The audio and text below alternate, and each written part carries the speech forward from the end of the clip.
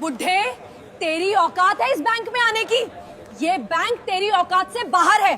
तेरे जैसे भिखारी रोज आते हैं यहाँ, बड़ी बड़ी बातें करते हैं। अरे भिखारी, कहां से तू अंदर आ गया? यहाँ करोड़पति लोग आते हैं, भाग यहां से। सुबह के ठीक 10 बजे थे। शहर के सबसे बड़े और मशहूर बैंक विश्वास बैंक के बाहर लोगों की लंबी लाइन लगी हुई थी। कोई पैसे जमा कराने आया था, कोई लोन की जानकारी लेने, तो कोई पासबुक अपडेट कराने। उसी भीड़ के बीच एक बुजुर्ग आदमी धीरे धीरे चलते हुए बैंक की ओर बढ़ रहे थे। उनका नाम था रामदास शर्मा।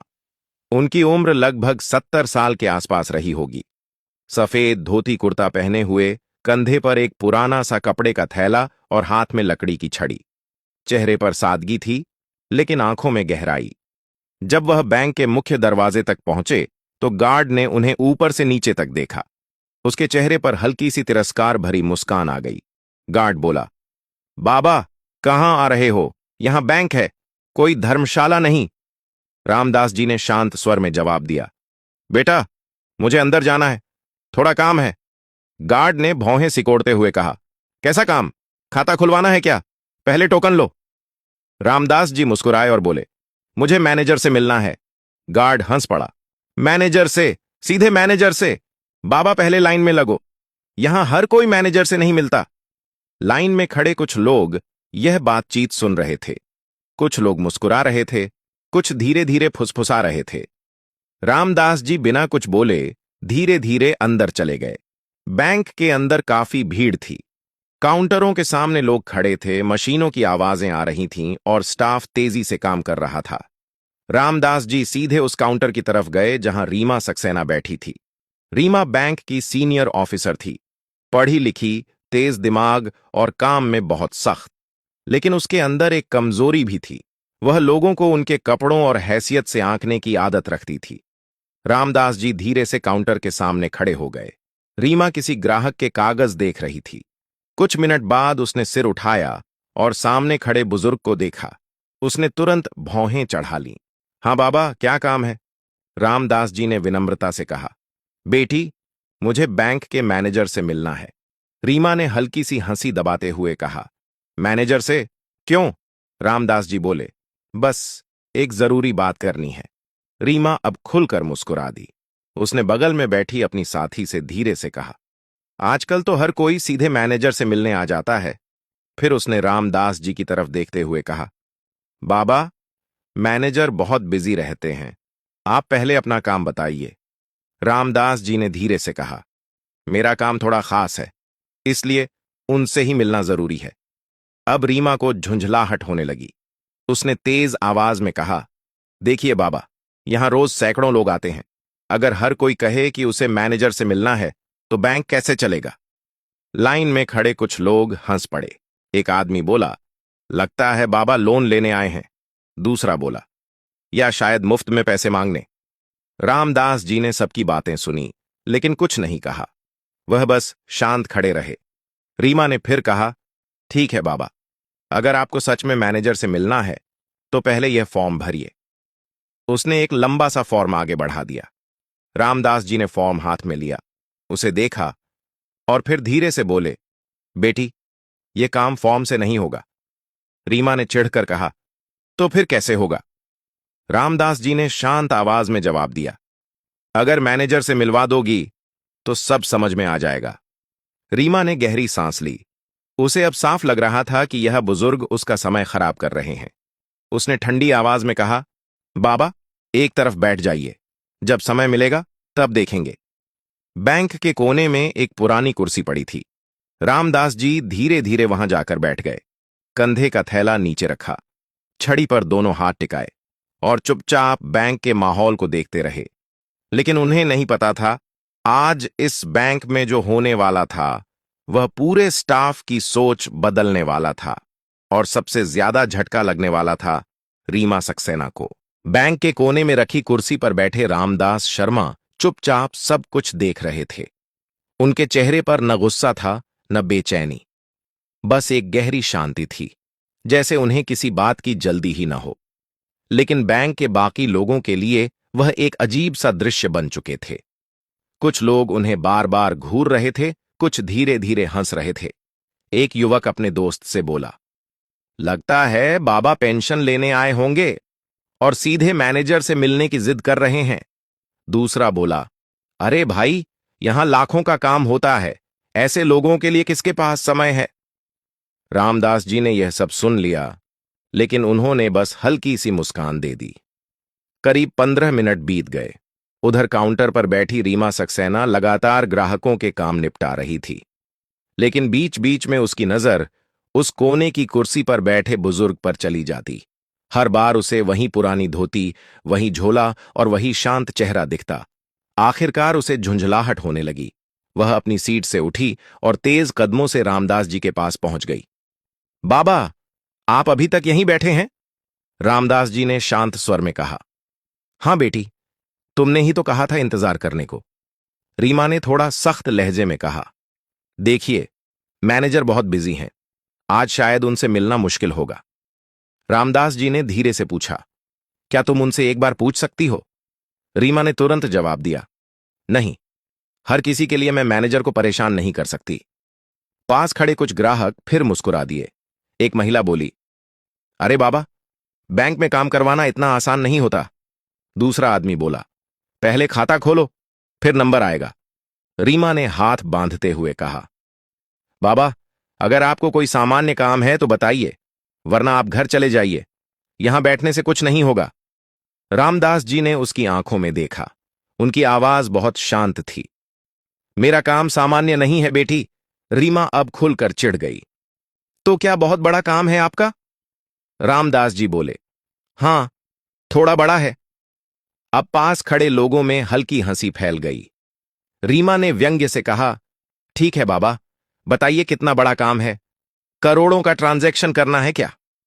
रामदास जी ने बस मुस्कुराकर कहा, कुछ वैसा ही समझ लो। अब तो आसपास खड़े लोग जोर से हंस पड़े। रीमा ने सिर हिलाया और बोली, बाबा, मजाक करने का यह सही जगह नहीं है, यह बैंक है। फिर उसने गार्ड को आवाज लगाई, सुरेश! गार्ड तुरंत वहां आ गया।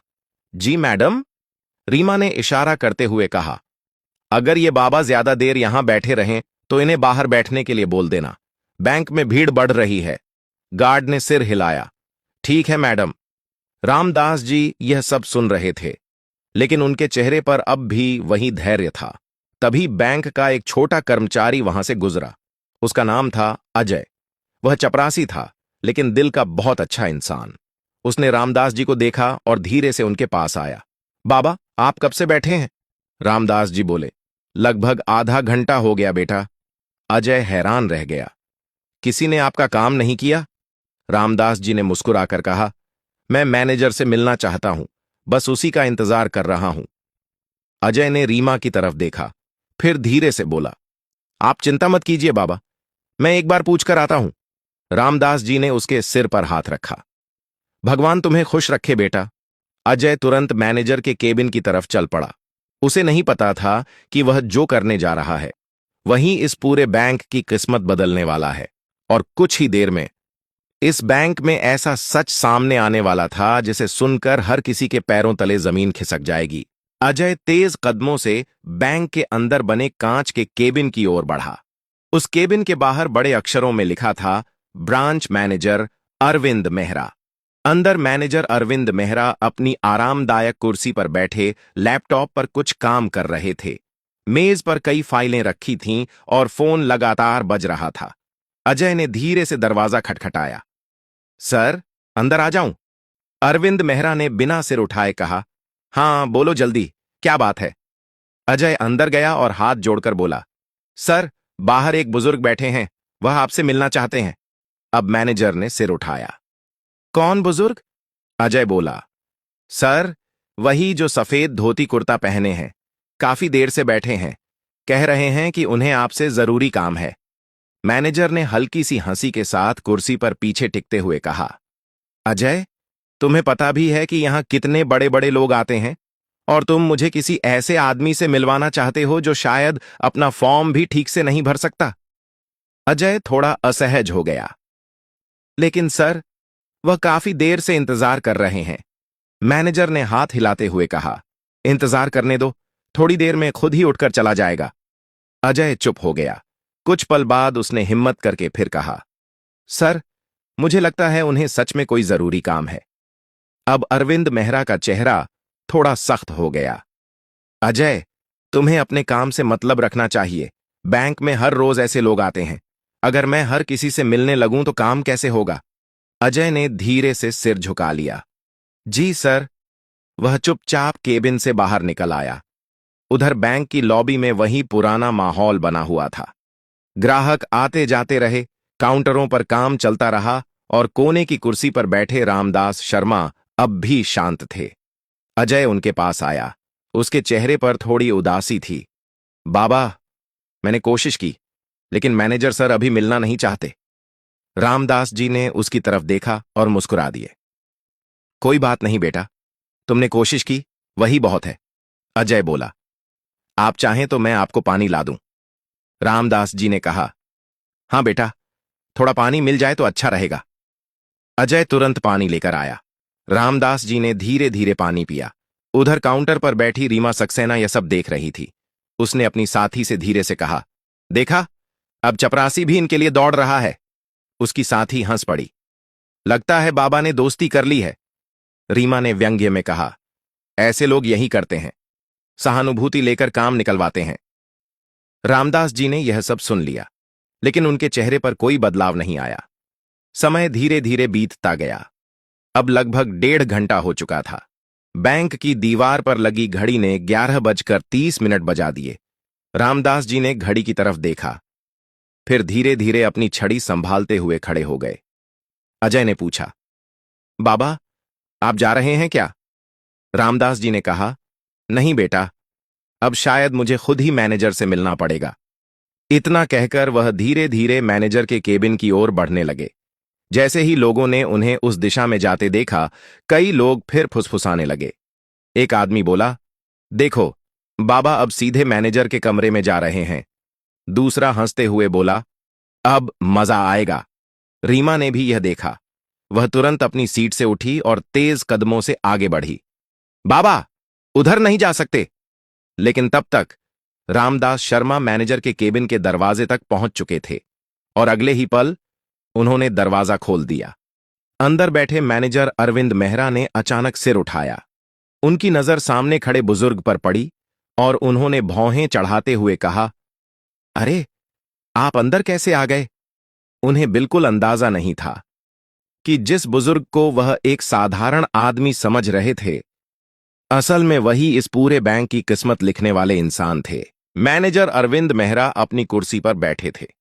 अचानक केबिन का दरवाजा खुला और सामने रामदास शर्मा को देखकर उनका चेहरा सख्त हो गया।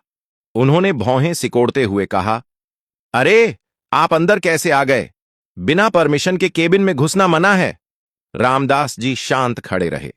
उन्होंने धीरे से कहा, बेटा, मैं काफी देर से तुमसे मिलने की कोशिश कर रहा था, इसलिए सोचा अब खुद ही आ जाऊं। इतने में पीछे से रीमा सक्सेना भी तेजी से अंदर आई।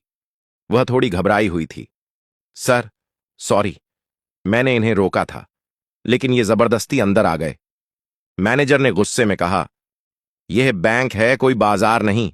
हर कोई उठकर मेरे केबिन में चला आएगा क्या? रामदास जी ने विनम्रता से कहा, मैं बस 2 मिनट बात करना चाहता हूं। अरविंद मेहरा कुर्सी पर पीछे टिकते हुए हंस पड़े। बाबा, आपको समझ नहीं आता क्या? मैं बहुत बिजी हूं, मेरे पास ऐसे लोगों के लिए समय नहीं है। रामदास जी ने धीरे से अपना पुराना झोला खोला। उसके अंदर से उन्होंने एक मोटा सा लिफाफा निकाला। लिफाफा मेज पर रखते हुए बोले, बस इन कागजों को एक बार देख लीजिए, फिर मैं खुद ही चला जाऊंगा। मैनेजर ने लिफाफे की तरफ देखा, फिर रामदास जी की तरफ।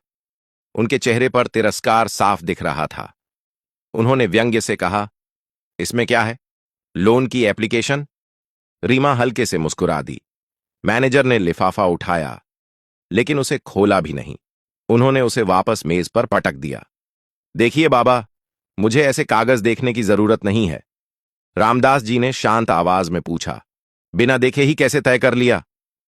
मैनेजर ने हंसते हुए कहा, मुझे लोगों की पहचान है, सालों से बैंक चला रहा हूं। फिर उन्होंने सीधे रामदास जी की आंखों में देखते हुए कहा, आप जैसे लोग यहां रोज आते हैं, बड़ी बड़ी बातें करते हैं, लेकिन जेब खाली होती है। केबिन के बाहर खड़ी रीमा यह सुनकर मुस्कुरा रही थी। रामदास जी कुछ पल चुप रहे, फिर उन्होंने गहरी सांस ली और कहा, बेटा, कई बार सच्चाई वैसी नहीं होती जैसी दिखती है। मैनेजर ने चिढ़कर कहा, देखिए बाबा, मेरा समय खराब मत कीजिए। अगर आपको कोई काम नहीं है तो आप बाहर जा सकते हैं। रामदास जी ने धीरे से लिफाफा फिर मेज पर रखा। ठीक है, जब आपको यकीन ही नहीं है तो मैं चलता हूं। फिर उन्होंने शांत आवाज में एक बात कही, लेकिन याद रखना, आज जो हुआ है उसका असर बहुत दूर तक जाएगा। यह सुनकर मैनेजर हंस पड़े। अच्छा, अब आप मुझे धमकी दे रहे हैं? रामदास जी ने कुछ जवाब नहीं दिया। उन्होंने अपना झोला उठाया, छड़ी संभाली और धीरे धीरे केबिन से बाहर निकल गए। बैंक की लॉबी में खामोशी छा गई। सबकी नजरें उन्हीं पर टिक गईं। कोई मुस्कुरा रहा था, कोई सिर हिला रहा था। रीमा वापस अपनी सीट पर आकर बैठ गई।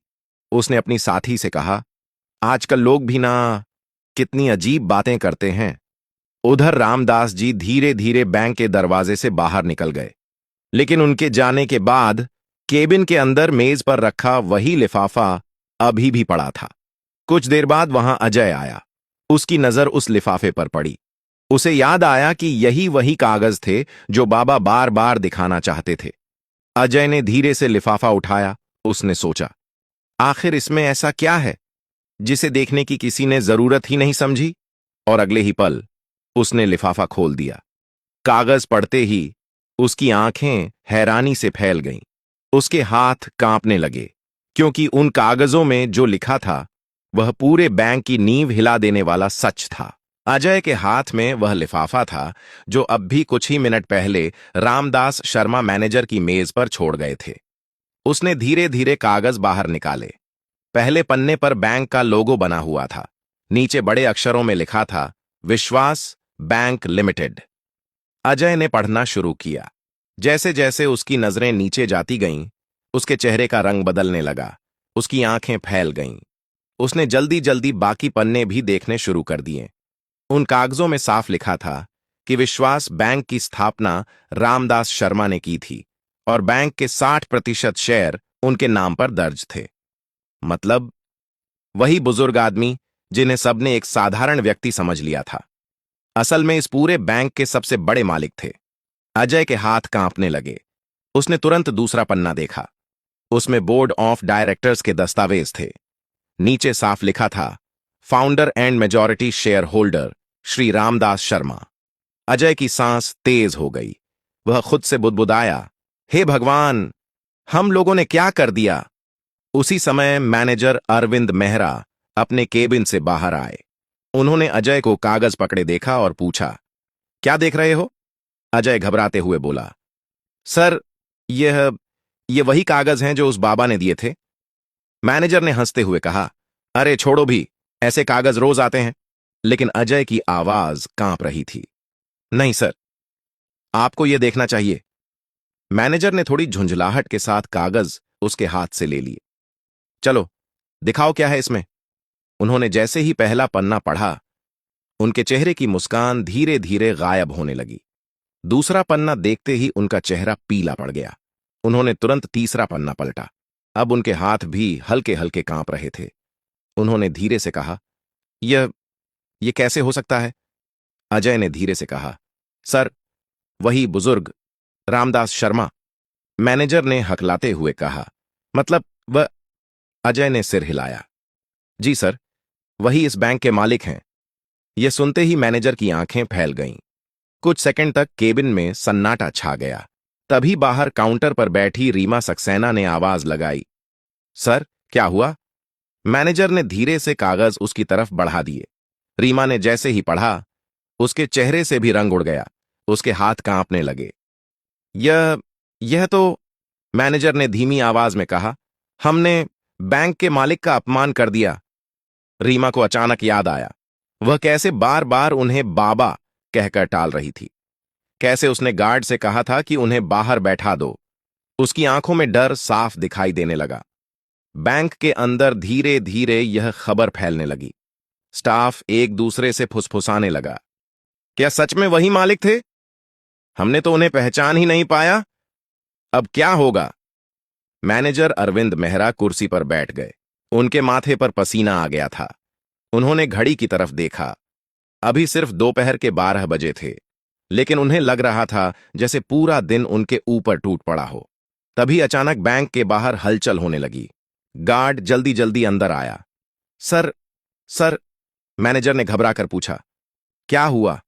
गार्ड बोला, सर, बाहर कई बड़ी गाड़ियां आकर रुकी हैं और गार्ड ने कांपती आवाज में कहा, उनमें से वही बुजुर्ग उतर रहे हैं।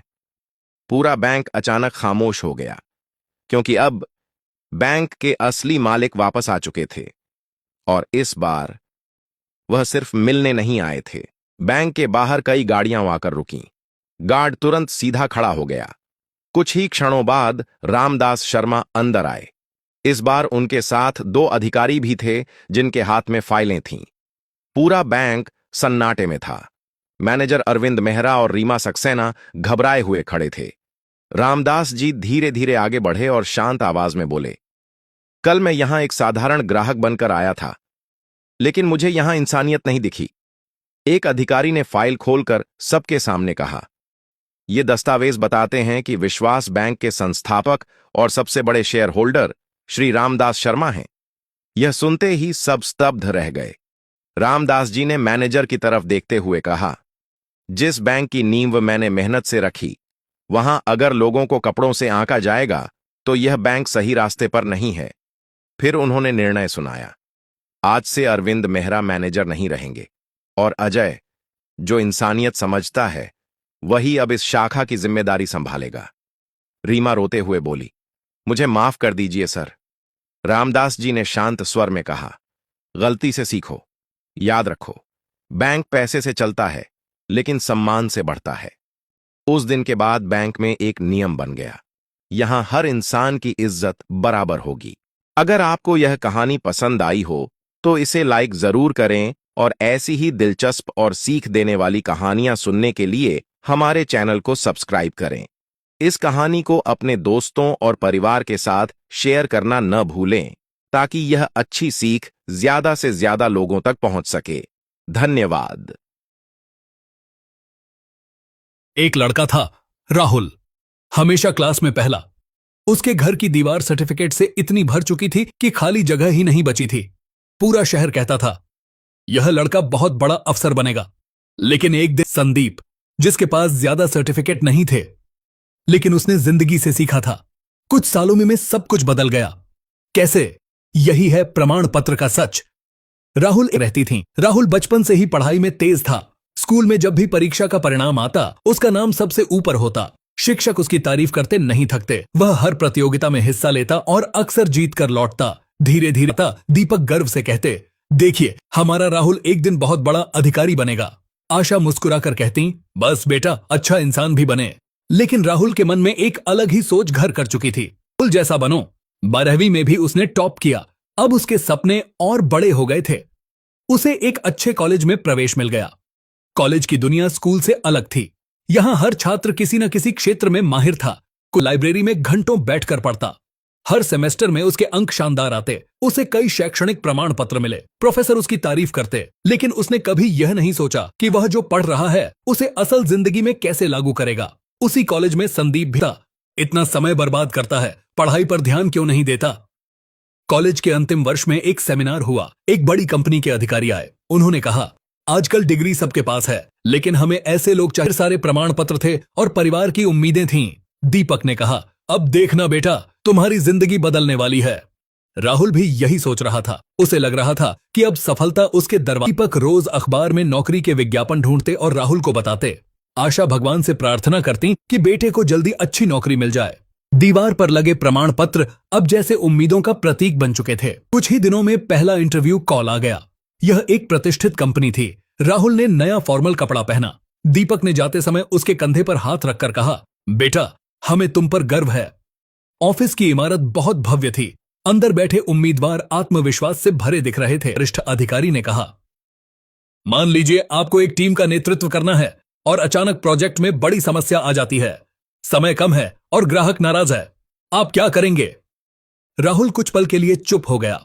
उस बाहर निकलते समय उसे लगा कि शायद वह बेहतर कर सकता था। कुछ दिनों बाद परिणाम आया। उसका चयन नहीं हुआ। यह राहुल की पहली बड़ी असफलता थी। वह स्तब्ध रह गया। जिसने हमेशा टॉप किया हो उसके लिए नहीं सुनना।